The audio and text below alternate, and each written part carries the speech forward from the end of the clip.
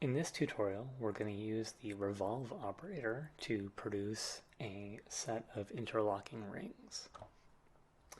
This is similar to the 2D to 3D tutorial, but with a few new features added in version 0.17. So make sure you are using at least 0.17. Start by dropping the toolkit talks into your project, and you can check the video description for a download link. And then we're going to use the Alt-R shortcut to open the RayTK palette. We're going to start with a rectangle SDF, which is a 2D SDF. And we're going to set the scale on that to something small like 0.1 on both axes. Next, we're going to add a modulo polar, which is going to repeat that shape around the axis. So to get a sense of what's going on in there, you can click the inspect parameter on this modulo polar, which will pop open the inspector window, which gives us a visualization of that 2D field. And note that it being off-center here is just a matter of how the viewport in the inspector is aligned. It doesn't mean that it's actually off-center. So we're going to set the repetitions to something like 3, and then we're going to use the offset parameter to push those shapes away from the center. So we're going to set it to something like 0.5 in the first one here. So I'm going to close the inspector here and go back to our main scene. I'm now going to create a RayMarch render 3D, which we're going to use to render out our scene. And move that over here. And you can add a null top or something to the end for previewing purposes. I have a panel set up on the side here that's showing the output of that. So we can't yet connect this SDF directly to the renderer. If you do, you're going to see an error. And that's because this is a 2D SDF and RayMarching needs to happen in 3 dimensions. So if you middle mouse click on this, you'll see input does not support coordinate type vec2. So it's looking for three axis coordinates, and that's why it's not working. So disconnect that. So now that we have the 2D pattern and the renderer set up, we need to use that pattern to create a 3-dimensional shape. And we're going to create a Revolve operator, and this is similar to the Revolve SOP in that it takes a cross section and sweeps it around an axis. So if we connect that up here, you can see that it's sweeping that pattern around the z-axis, producing this circular shape. Set the radial offset to 1 to spread out the rings. Next, we're going to create a camera so we can customize the viewport. Creating a look at camera and connecting that to the second input on the renderer, the camera input. And we're going to set the FOV angle to 80 so it's a wider view. Then we're going to add a point light and connect that to the third input on the renderer, the light input. So that light starts out at 0, 0, 0. So we're going to move it back in the z-axis to about 2. And you can move it a little bit off to the side too to get some kind of shading in there. So on the renderer, we're going to switch off shadows because we're not going to be using them, and it improves performance a lot if you don't need them.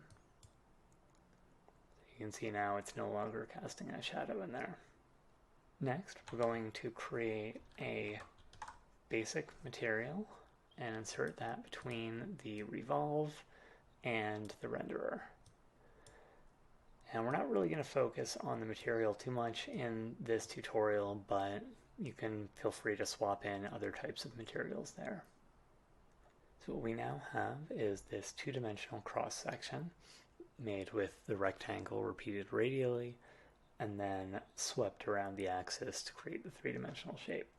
But there is still no variation in the rings as they go around the axis. They're all just remaining a solid, simple ring.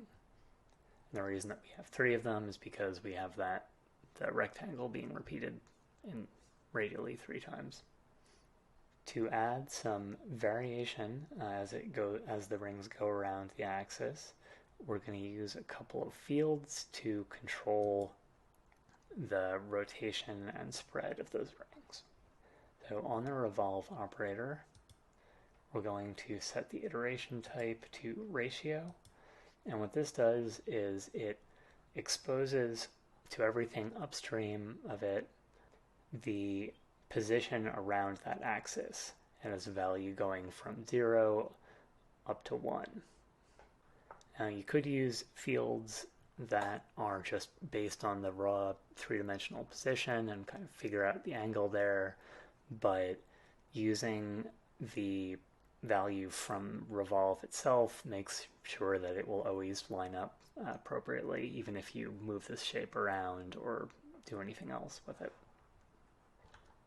So to access that, we're going to create an iteration field. Make sure that the format is on X. This just means grab the first axis of the iteration value, which is the only one that Revolve fills out. Next, create a wave field operator. And we're going to use this one to control the rotation of those rectangles around that axis. Now to do that, the modulo polar operator has a couple of extra inputs here that can control its behavior. If we open this up again and look at the inspector, you can see that it has this rotate parameter which spins it around the whole thing around that center axis. It also has a pre-rotate parameter, and what that does is kind of spin the shapes before they get copied, so it doesn't work out too well here, so we're just going to stick with rotate. So then we have the offset settings, which this first one controls the distance from the center, and the second one is kind of the axis perpendicular to that. So we're just going to be using the first one here. So what we have right now is using just the same value for all of them at all points around that revolved shape. Or we're going to connect this wave field up to the rotate input on the modulo polar and make sure that you're using rotate and not pre-rotate.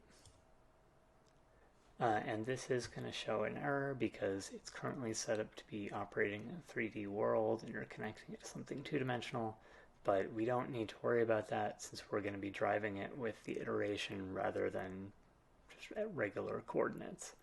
So on the wave field, connect this first input, the coordinate field input, up to the iteration field here. So now it's using the iteration value provided by Revolve to feed the position of the wave. Now, because we're dealing with a rotation, remember that those are specified in degrees. So we want to set the amplitude of this wave up to 360, and that produces kind of a neat shape, but not specifically what we're going for.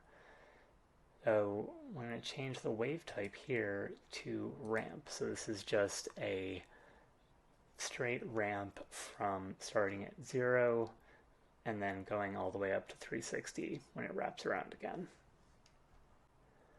You can try changing the period setting here, which will show where that cut point is. And you'll notice that for a lot of values, they don't they don't line up properly. So we know that a value of 1 is going to line up there, but anything larger than that isn't going to get a full repetition in before it wraps around. Because we're dealing with sort of 3 input shapes, having it only get a third of the way through a rotation ends up lining up one of the rings with another one. And this can produce some interesting effects where you have kind of all things and all of them kind of connected in a single continuous loop. But what we want is to have kind of a complete rotation take place in there. And you can also set this to a smaller value like 0.5, which means that it's going to go through 2 full rotations as it goes around. And you could also set it to any 0.25, or if you take if you 1 divided by any whole number, like 6, it will produce that many rotations as it goes around. Now, using an expression like this to do 1/6 and have it be like the actual exact value rather than something that you type in that's just close, this is kind of hard to work with since this is just an expression and we can't use a slider to control it. So we're going to change the period in a different way. So we're going to set this back to 1. So instead of changing the period of the wave, we're going to change the range of the input values to the wave. So here we're going to create a rescale field and insert that between iteration field and the wave field. That has a bunch of parameters that you can use to scale those values, but the one that's easiest to use here is just the multiply one. So here, if you set it to 2, then that means that instead of just going from 0 to 1, this field is going from 0 to 2. And when that gets multiplied by 360 in the wave, then that means 2 full repetitions. So any whole number that you set in here is going to line up properly in the pattern. So I'm going to set that to about 2 and just leave it there. So right now we are spinning that 2-dimensional pattern as it gets swept around the axis.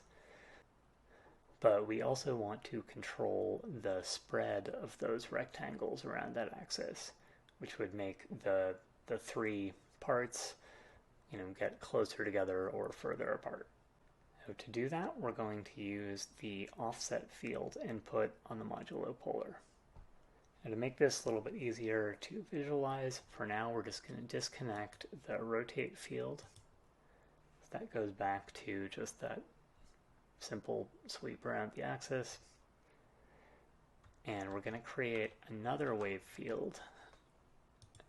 And we're going to use the same approach that we used here with rescale field so that we can have an even number of repetitions more easily.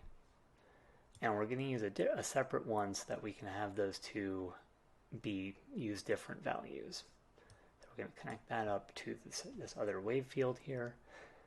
Now, if you try to connect the wave field directly to the offset, you're going to get an error, and that's because the offset, if you look on the modulo parameter, this is a 2-value thing, which means that it's a vector rather than a single value. And the wave field only produces a single value. So to convert that, we're going to add a float to vector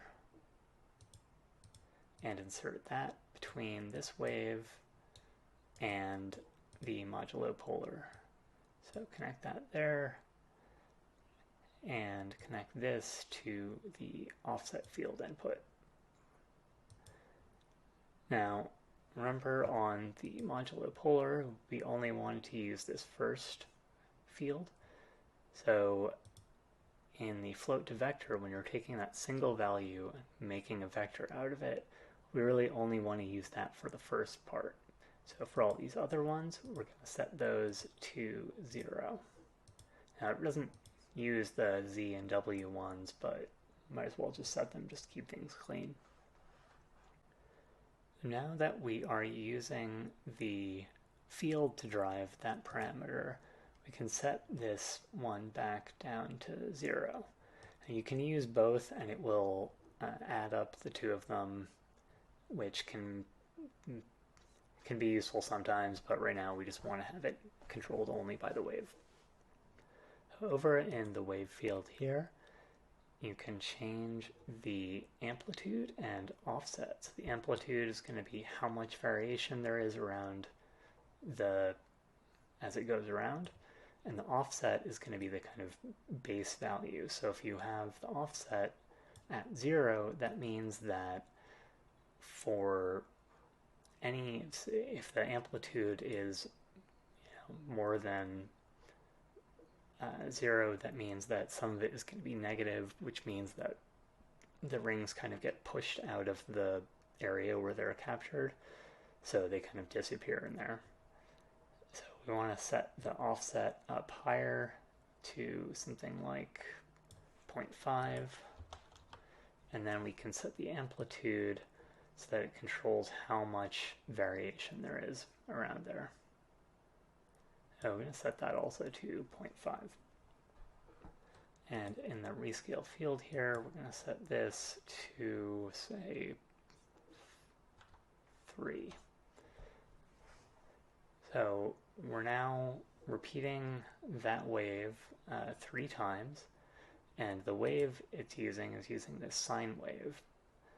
Now if you were to set this to ramp, you can see clearly how it's repeating that wave 3 times as it goes around, but it's not going to line up because the start value and the end value are different.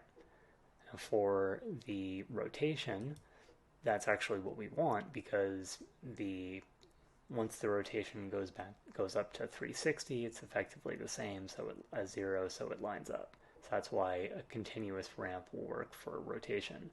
But for the offset, we need a wave where the first part and the last part are the same, so the sine wave works well for that. You can also try some of the other waves in there, like triangle or square.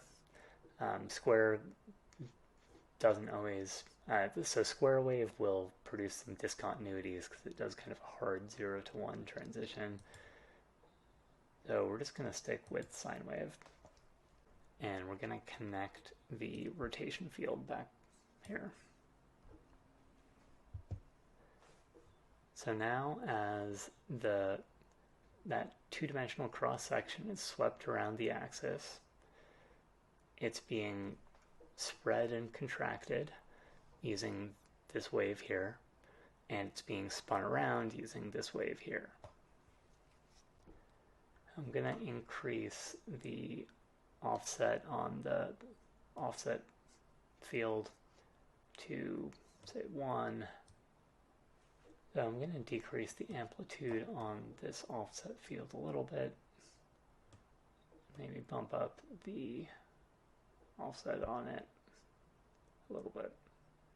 And also on the Revolve, I'm going to change this radial offset, which is going to spread everything out a little bit. So I'm going to bump that up to, say, 1.2.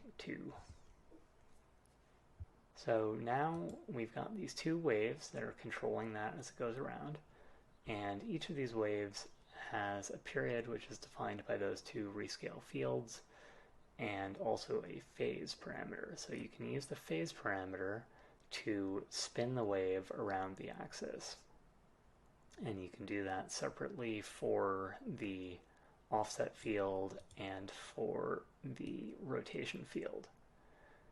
I'm going to add a little bit of animation to give that some movement using those 2 phase parameters.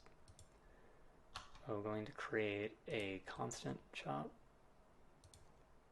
and add 2 channels here, phase 1 and phase 2. Then add a speed chop. And finally, null on the end. And we're going to drag that first phase parameter up to the offset field here onto phase. And we're going to drag the second one onto the other wave phase. Now you can increase the values here, which is going to change the rate at which each of those waves move. And you can set them negative, which will get them spinning in the opposite direction. So you could have one wave going in one direction and the other wave going in the other direction. And that is our scene. So to summarize, we've got a two-dimensional rectangle here and a modulo polar, which is repeating it around the axis. And that's going into a revolve, which is sweeping that pattern of those three rectangles around this axis to produce the rings. Then we're using the iteration value provided by this revolve, using this ratio setting, and that's being used upstream from that in these two fields here, which are controlling the rotation and the offset of the modulo polar. And for both of those waves, we're using a period of 1 in the settings there, but then between this iteration field and the wave's coordinate input, we're using a multiplier, which changes how many times that wave will repeat around the center. So you can change those however you want, and change the multiply setting, and any whole number is going to produce an evenly looping pattern. And you can get some interesting effects combining different kinds of different patterns in there. So the approach that we've outlined here works also for other types of operators that do this kind of two-dimensional to three-dimensional conversion. We're not going to get too much detail on that, but the extrude operator is another one, and you can swap that in here as long as you make sure the ratio setting is on. And we're going to set the axis on that to X. And you can insert that here instead of the revolve. And if you increase the height there, it's doing kind of the similar thing to the revolve, except instead of going in a ring, it's going, in along one axis. Now, if you're swapping in an extrude, you probably will need to adjust the wave periods so that they line up a little bit better, but essentially the structure of the scene would be the same. Alright, and that is the scene. Thanks for watching, and remember to like and subscribe.